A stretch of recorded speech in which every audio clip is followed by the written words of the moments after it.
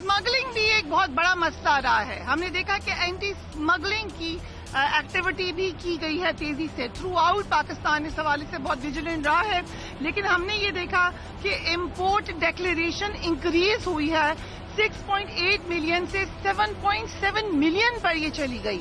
सो ये एक बहुत बड़ा जंप है. इसका मतलब है लोगों को सिस्टम के अंदर एतमाद नजर आ रहा है.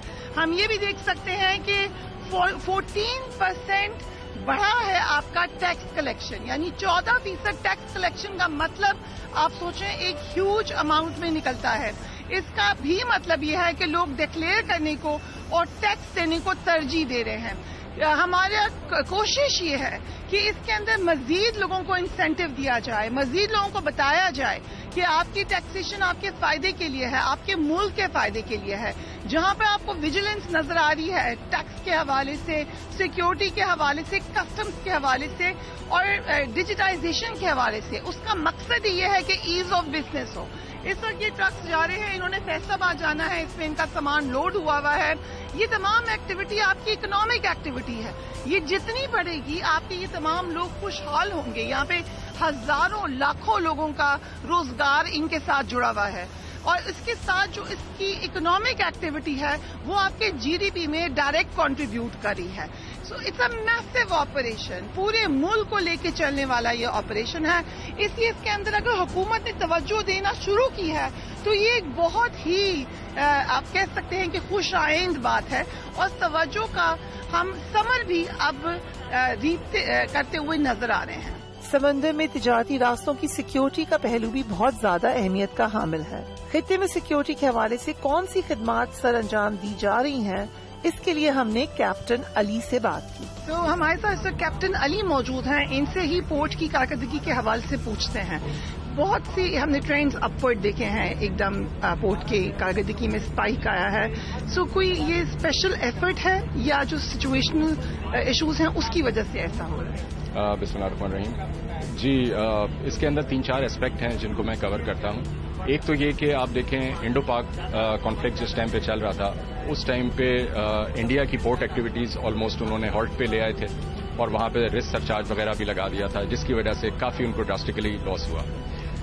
कराची पोर्ट और पोर्ट कासिम में अल्हम्दुलिल्लाह बहुत अच्छी परफॉर्मेंस रही. राउंड द क्लॉक ऑपरेशन चलते रहे. इवन के परफॉर्मेंस पहले से भी बेहतर रही. आपको पता है हमारी कौम में जज्बा बहुत है और तो वो जो ब्लॉकेड होती थी या गैर जरूरी लोग बाहर पोर्ट की आर्टरीज को ब्लॉक करते थे और क्लियर नहीं कर रहे होते थे, जब उनको पता था कि इस टाइम पे हालात हैं तो पूरे रोड क्लियर होते थे और जैसे हम और ट्रैफिक पुलिस और सिंध गवर्नमेंट मिलकर कर रही होती थी तो कोई किसी किस्म का कोई ट्रैफिक जैम और किसी किस्म का कोई कमर्शियल जैमिंग एक्टिविटी नहीं हुई. इसके अलावा पूरी port operation round the clock चलते रहे, 24/7 चलते रहे और हमने कोई वॉर रिस्क चार्ज नहीं लगाया और हमने अपनी सिक्योरिटी भी इंश्योर करके रखी, इन्फोर्स करके रखी. ISPS कंप्लाइंस भी हमने इन्फोर्स करके रखी और उसके बावजूद यहाँ पर जो है किसी किस्म का डिले और कुछ नहीं हुआ. हमारी परफॉर्मेंस ने इम्प्रूव किया. उसी चीज वर्ल्डली भी रिकग्नाइज्ड है आपकी एफर्ट, क्योंकि हमने खासतौर पे अभी देखा कि जिस वक्त ईरान US कॉन्फ्लिक्ट था, ये वॉर ही थी एक्चुअली, उस वक्त भी पाकिस्तान नेवी का भी जिक्र आया, कराची पोर्ट का भी जिक्र आया कि वहां पर जैसे आपने कहा एक्टिविटीज के हवाले से भी और फिर एक पीसफुल निगोसिएशन की वजह से भी उनका नाम आया. सो कितना वो हेल्पफुल था आपकी काम के अंदर? देखें जी, नेवी का रोल तो आपको पता है वो पॉलिटिकल डिप्लोमेसी में भी और नेवल डिप्लोमेसी में भी हमारा जो नेवी फोर्स के तौर पे होता है. उसके अलावा जो पोर्ट सिक्योरिटी फोर्स है वो यहाँ पर हमने हर तरह का ISPS कंप्लाइंस इन्फोर्स की हुई है और अल्हम्दुलिल्लाह जो US कोस्ट गार्ड के विजिट होते हैं, इंस्पेक्शंस होती हैं, उसके अंदर हमारी परफॉर्मेंस बहुत बेहतर रहती है.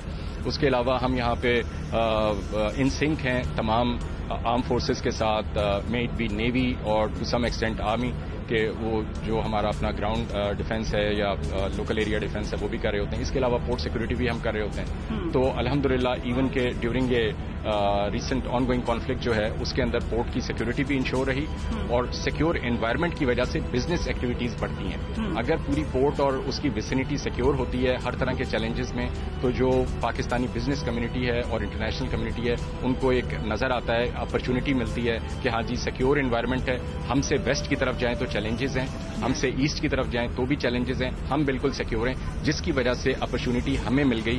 چیلنج تھا پوری دنیا کے لیے. پاکستان کی گورنمنٹ, منسٹری آف میری ٹائم, پرائم منسٹر صاحب کی جو ٹاسک فورس بنی اور میری ٹائم سے ریلیٹڈ جو انیشیٹو لیے گئے, اس کے تناظر میں پھر جو ہمارے چیئرمین صاحب ہیں ان کے ویژن اور ان کی راؤنڈ دا کلاک وہ فیلڈ میں ہوتے ہیں. اس وقت میں آئسٹر آئلینڈ میں موجود ہوں. آپ کو اگر پیچھے میری وہ دو نظر آ رہے ہیں, اس کو اردو میں بڑا انڈا اور چھوٹا انڈا کے نام سے شاید آپ جانتے ہوں گے. اس کے پیچھے آپ کو مینورا آئلینڈ کا علاقہ نظر آ رہا ہوگا. جس جگہ مینورا آئلینڈ جاتے ہیں آپ کو پیچھے سے جو دو جزیرے نما نظر آتی ہیں جگہ, اس وقت میں ایگزیکٹلی وہیں پر موجود ہوں اور آپ کو دکھاتی ہوں یہاں پر کیا ہو رہا ہے. دیکھیں ذرا کس قدر ہیوج ایکٹیویٹی ہے تھرو آؤٹ.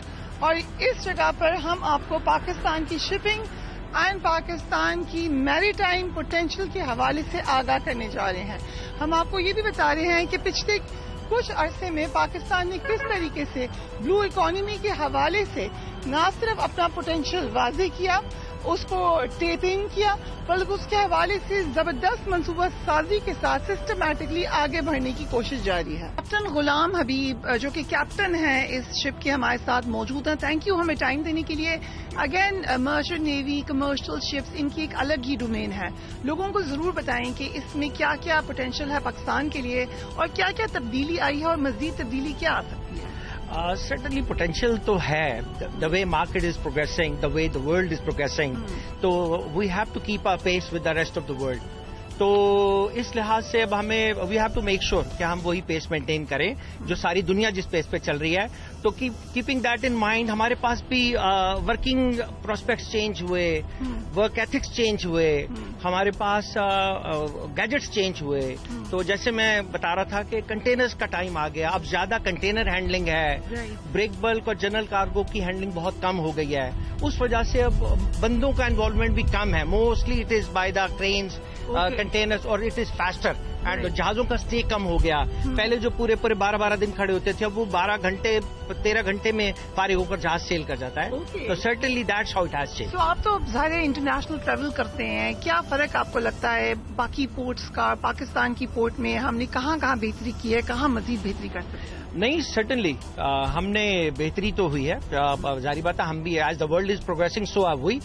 تھوڑا بہت پیس میں فرق ہو سکتا ہے لیکن certainly we have made a good progress. And with in last 10-11 years with the opening of SAPTL we have certainly made a good progress. تو ایک بات ہم کہہ سکتے ہیں کہ جو ابھی کانفلکٹ ہوا ایران US کا, اس کے بعد کم سے کم شپنگ کی امپورٹنس ساری دنیا کو سمجھ آ گئی ہے, بزنس کی. بالکل بالکل بالکل. اس سے ہمیں ظاہری بات ہے ہمارے پاس ٹریفک کا فلو بڑھا ہے اس سے, because by closing of the strait of Hormuz the most of the ships are, ان کا جو اسٹاپ ہے وہ ہم میں. تو یہاں پر ان کی آنے to facilitate them in that case we can facilitate. ہم یہ بات تو بار بار کہتے ہیں کہ پاکستان میں بہت زیادہ پوٹینشیل ہے, لیکن پاکستان کے سمندروں میں کتنا پوٹینشیل ہے یہ ایک الگ ہی کہانی ہے. جس طرح یہ گہری لہریں آپ کو سمندر کی نظر آ رہی ہیں, ان گہری لہروں کی اپنی ہی ایک کہانی ہے. ان کے اندر ایک اکانومی کی دنیا چھپی ہوئی ہے.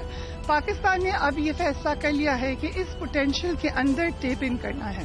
دنیا میں بہت زیادہ اس کے اوپر بات چیت ہو چکی ہے, ریسرچ ہو چکی ہے. تیزی سے پاکستان کے اندر آپ ڈیجیٹائزیشن دیکھ رہے ہیں, اس حوالے سے ماڈرنائزیشن دیکھ رہے ہیں. پاکستان میں وہ فیسلٹی موجود ہے, وہ روٹ موجود ہے جو دنیا چاہتی ہے. آلریڈی ہم نے پچھلے سال میں دیکھا کہ پاکستان کا جو کراچی پورٹ ہے وہ 99 نمبر سے 69 نمبر پہ آیا. It's a huge jump. ہم دوسری جگہوں پہ جب بات کرتے ہیں تو مسلسل ہم پاکستان کی جو سگنیفیکینس یا نمبرز ہیں ان کے حوالے سے الارم ریز کرتے ہوئے نظر آتے ہیں, مگر یہاں پر یہ معاملہ فرق ہے. اسی لیے ہم آج آپ کو یہاں پہ خود دکھانے کے لیے لے کر آئے ہیں کہ آپ دیکھیں کہ پاکستان میں کیا کیا ایسی عوامل ہیں, کیا کیا ایسی فیسلٹیز ہیں جن کو استعمال کیا جا سکتا ہے. سو تھریٹس اور چیلنجز کیا ہیں اس وقت؟ دیکھیے, تھریٹ اور چیلنج اس وقت جو ساری دنیا کو ہے وہ جو آپ کی میری ٹائم سیکیورٹی ہے وہ تھوڑی سی انپریڈکٹیبل ہے اس وقت. ہارمز کرائسس کی وجہ سے جس طرح آپ سمجھ لیں, جس طرح فیول کی پرائسز اپ اینڈ ڈاؤن ہوتی ہے, جس طرح آپ کے شپس اس طرح ایزیلی پلائی نہیں کر پا رہے ہیں روٹس پہ جیسے پہلے جاتے تھے, تو یہ چیلنجز سب کے لیے. لیکن ہر چیلنج میں ایک اپرچونٹی ہوتی ہے, اور اسپیشلی ہم جیسے ملکوں کے لیے یہ بہت بڑی اپرچونٹی ہے. دنیا نے اب دیکھ لیا کہ اس جیو پولیٹیکل سچویشن میں آلٹرنیٹس چاہیے لوگوں کو, اور الحمدللہ کراچی دنیا کے لیے ایک بہت بڑا آلٹرنیٹو بن کے سبھر رہا ہے. پہلے بھی تھا لیکن اب اس کی اہمیت بہت زیادہ واضح ہو کے لوگ سامنے آ گئی ہے اور دنیا کی بڑی بڑی شپنگ لائنز اور دنیا کے بڑے بڑے ٹرمینل آپریٹرز وہ ہمارے پاس ہم سے بات چیت کر رہے ہیں اور ہم سے نیگوسیشنز میں ہیں. اور جو فیل گڈ فیکٹر ہوا ہے پاکستان کے حوالے سے by being a peace maker, ہم نے بیچ میں یہ خبر بھی سنی کہ پاکستان نیوی نے اسکورٹ کیا شپس کو پاکستان کے فلیگز لگا کے، یہ بھی مٹیریلائز ہو سکتا ہے کراچی پورٹ کی ڈیولپمنٹ. ایکچولی پاکستان نیوی کا کردار تو ہمیشہ سے اس معاملے میں بہت ایگزمپلری رہا ہے کہ پاکستان نیوی نے پاکستان بحریہ نے تمام حالات میں آپ کی مرچنٹ شپنگ کی جو کامرس ہے میری ٹائم کا اس کو کبھی ڈسٹرب نہیں ہونے دیا. تو یہ بہت بڑا کریڈٹ ہے جو ہم پاکستان نیوی کو دیتے ہیں اور الحمدللہ اس وقت بھی اس پورے ریجن میں یعنی ہرمز آن ورڈ اور ہمارے اس ریجن میں الحمدللہ کوئی ایسا واقعہ نہیں ہوا جو میری ٹائم سیکٹر میں کسی تشویش کا باعث ہو.